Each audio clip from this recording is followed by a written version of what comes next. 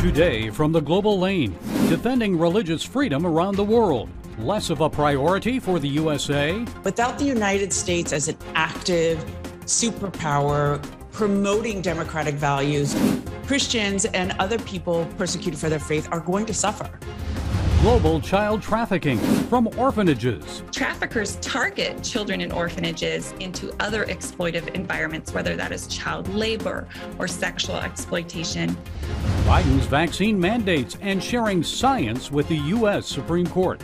We wanted to update the justices on what's actually happening right now, which we think completely negates the logic of these vaccine mandates. Pass the Freedom to Vote Act. Stopping voter suppression or federal power grab. And it's all right here on the global lane. Religious freedom around the world. Just how committed is the United States to exposing violations of this basic God-given right and doing something about it? Well, January 16th is National Religious Freedom Day. Our next guest is using the occasion to speak out.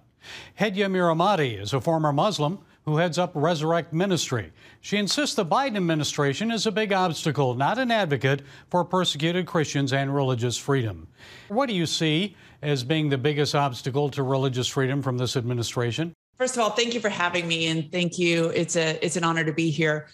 International religious freedom has taken prominence in our country and in our foreign policy since we established the Office of International Religious Freedom back in 1998. So it's enjoyed bipartisan support, but has basically come to prominence more or less so in certain administrations. So it is the signaling to the rest of the world that we place a very high significance on religious freedom and religious liberty, not only of Christians, but also of other faith groups. And most importantly, under the previous administration, our greatest proponent of religious freedom was Secretary Pompeo, who put forth his Christian identity front and center and gained international notoriety and attention and respect from world leaders for letting the world know that United States would stand up for persecuted Christians and people that were being persecuted based on their faith, wherever in the world they existed, whatever faith they practiced.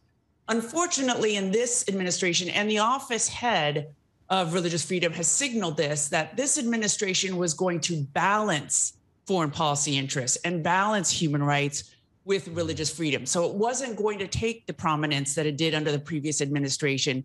And as a consequence, Christians and other people persecuted for their faith are going to suffer. Well, and we know about that in Nigeria and Afghanistan. Yes.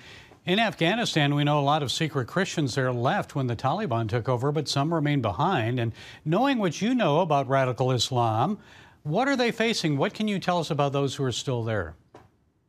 I mean, it's horrific. The main problem in Islamic countries, like, for example, myself, I can't travel to probably about 32 countries because I first entered those countries as a Muslim, is to leave Islam makes you a murtad, makes you an apostate, which is subject to death by most penal codes in Muslim countries, and especially Afghanistan. So it's not just wanting to be Christians, which is different than Islam, but it's leaving Islam to become a Christian. And so they're marked by death wherever they go. It's really a tragedy that we would leave not only Americans behind, but Afghan Christians behind without alternatives. And as Glenn Beck reported, that they are purposely hindering the evacuation of Christians to other countries that are willing to take them, and that are neighboring countries that are willing to take these refugees and other displaced Afghan Christians, but the State Department is basically preventing that evacuation or making it diplomatically more difficult. In places like neighboring Pakistan. I know Christian Zafar Bhatti is now Pakistan's longest-serving blasphemy convict.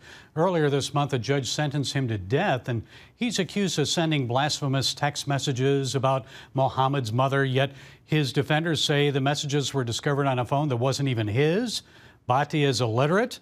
So why do cases like this keep happening? What can be done about this draconian blasphemy law in Pakistan and other Muslim countries like, say, Egypt? See, here's the problem. Without the United States as a major superpower, and I actually wrote about this in the terms of the withdrawal from Afghanistan, without the United States as an active superpower promoting democratic values, first and foremost, religious freedom and the protection of religious liberty, then all the other countries around us, and especially those that are more aggressive, end up taking up policies without fear of reprisal from the United States. So in that article that I wrote, I also pointed out the problem with Azerbaijan and Turkey being aggressors against Armenia.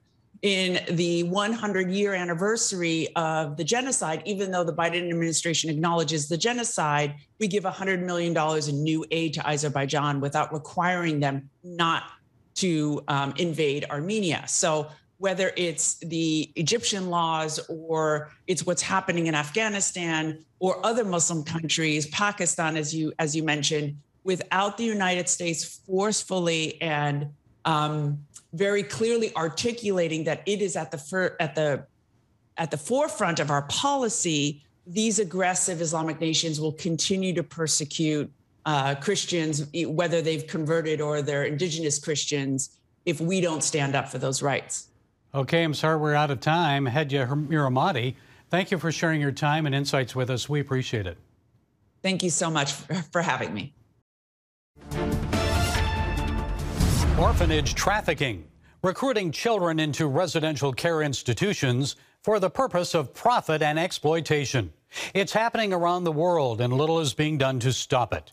10 million children worldwide are modern-day slaves, abused sexually, or are being used for forced labor. Well, joining us to explain what is happening and what can be done about it is Ellie Oswald. Ms. Oswald is the Executive Director of Faith to Action Initiative.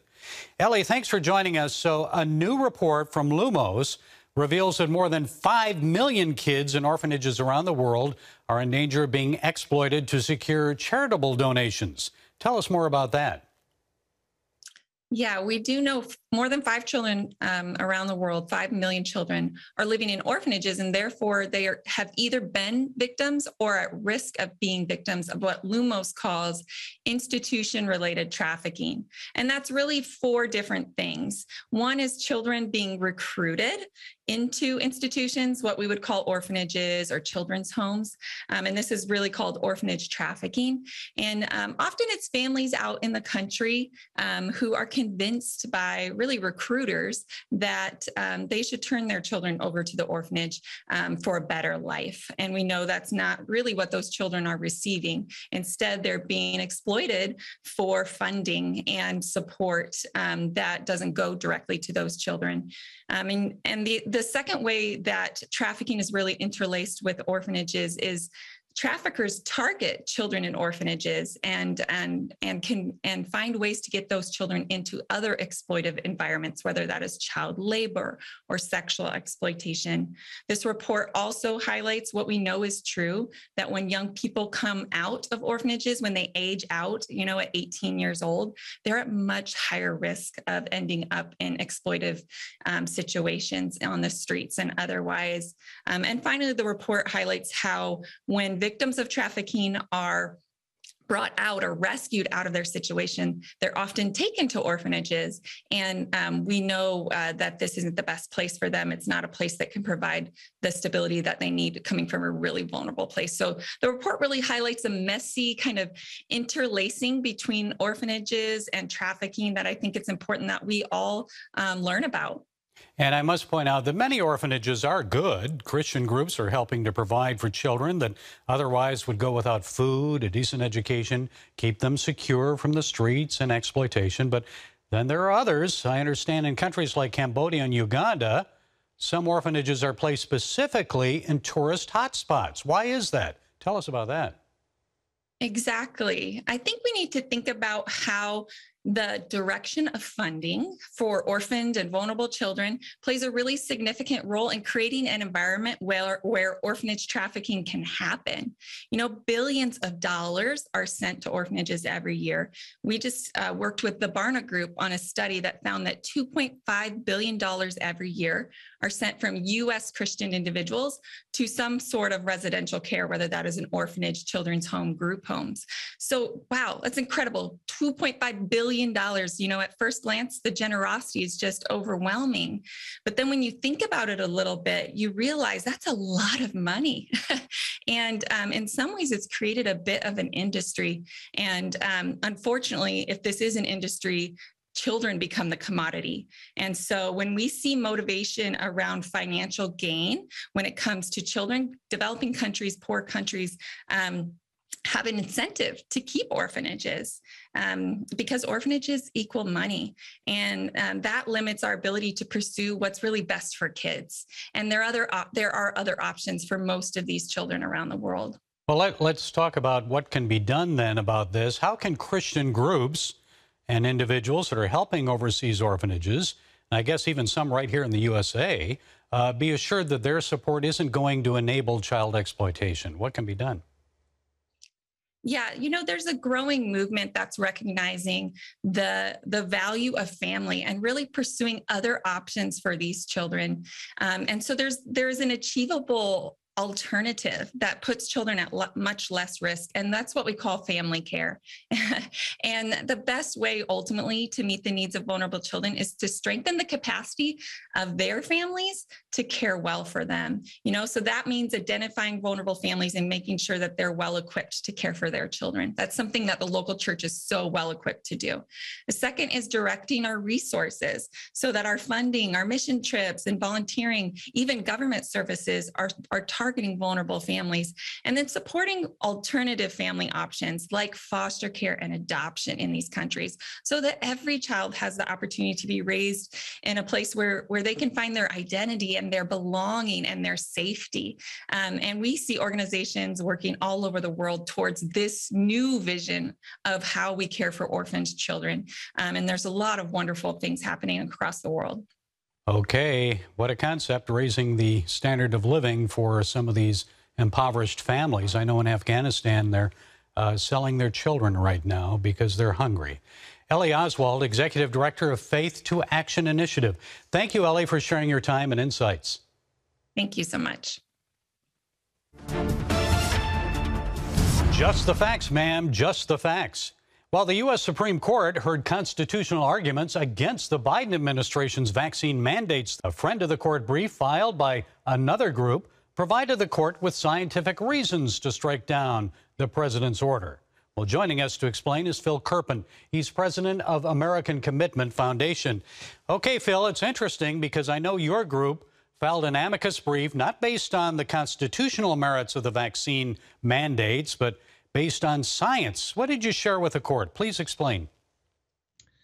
Well, there's an Alice in Wonderland quality to the court debating vaccine mandates when the vaccine that they want to mandate was designed for a virus from 2 years ago that no longer exists, and the vaccine is extremely ineffective against the Omicron virus that's now everywhere, which is obvious from the fact that the places with the highest vaccination rates have everyone coming down with the thing. And in fact, two of the lawyers had to phone in to the Supreme Court. One of them, who was triple vaccinated, had to phone in because he himself has COVID at the moment. And the other part of our brief is that the Omicron variant, which is now totally dominant, is much less severe than the previous variants, much more akin to a typical respiratory virus, and therefore doesn't present a grave danger. So we wanted to update the justices on what's actually happening right now in the world, which we think completely negates the logic of these vaccine mandates. Well, it seems the court needed that, especially Justice Sotomayor. But what if a new variant comes along, Phil, one that may be worse than the Omicron? What then? Well, I think that's unlikely. Typically, viruses evolve in the direction of lower virulence and greater transmissibility, which is certainly what we're seeing right now with Omicron. And I also think part of the good news story here, which we also mentioned in our brief, is that Omicron infections are highly protective against Delta and likely would be highly protective against any other CoV-2 infections. And so the massive numbers of infections that we're seeing right now could actually be a really good news story if future variants do arise, because they likely will mean very high levels of population immunity and protection against those future variants. Obviously, if the factual circumstances change, then we'd be having slightly different arguments about policy. But, a brand new virus with totally different properties could also arise tomorrow. And so that's very hypothetical. I think we need to be focused on what's actually happening right now and give up on policies that were, predicated on a very different virus that's not around anymore. And I've got to ask you about the argument that the president is actually unconstitutionally creating legislation with these mandates, and that OSHA does not have the authority to issue non-occupational directives, orders that affect safety beyond the workplace. What do you think? Yeah, I think that's a very strong argument, especially when you have the White House chief of staff essentially admitting that this was a workaround to impose a national vaccine mandate, using sort of whatever authorities they could grab off the shelf and twist to that purpose. And I think that that's the most likely grounds that we'll see a Supreme Court decision on, what they call their major questions doctrine, which is the idea that if Congress wants an agency to do something, they don't hide that desire in some 50-year-old statute with some obscure provision. They make it very clear and they do it very directly. And I think that's certainly a true argument and a compelling one. But I also think, and I think, I also thought it was important that analysis take place in a context where the court is not overly panicked or misinterpreting or misperceiving what's happening right now with the virus and with the science. And so, yeah, I think, even if the virus hadn't changed and the vaccine were highly effective and the virus were more dangerous, I would still be against these mandates on legal and constitutional grounds. But I just think, I don't even think the court needs to get that far based just on the circumstances, the way they've changed. Yeah, so, I mean, years ago, Howard Phillips always told me, follow the money. And this one is follow the science. And the vaccine administrative and paid time off cost to many businesses would be unsustainable. Just for the average merchandise store, I understand it would be about $250,000. Add that to the store's operating costs. So wouldn't they just pass that cost on by raising their prices? It seems like this could result in government-mandated hyperinflation. Yeah, no question, especially if businesses do opt for the testing and masking option. There's a major ongoing operational cost associated with that would get passed on. But I think the biggest economic disruption here comes from attrition, from employees who have declined the virus to this point, probably had pretty strong reasons for doing so, either religious or medical or just personal beliefs. And a lot of them, if told they're gonna be fired if they don't take the vaccine, will say, okay, I quit. And so employers will face a loss of a lot of mission-critical employees at a time where we have a very tight labor market. They're not going to be able to replace those people. And so I think the biggest economic impact of this is going to be exacerbating the labor shortage, which is really going to hamstring our economy.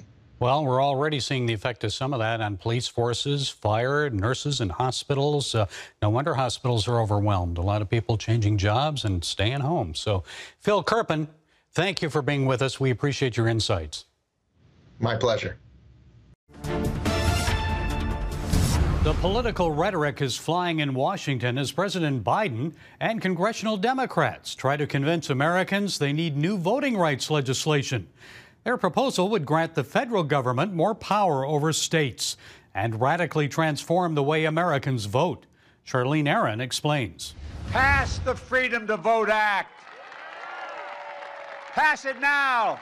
A fired-up President Biden was in Georgia Tuesday pushing for voting reform, going so far as to call for a change in the Senate rules regarding the filibuster.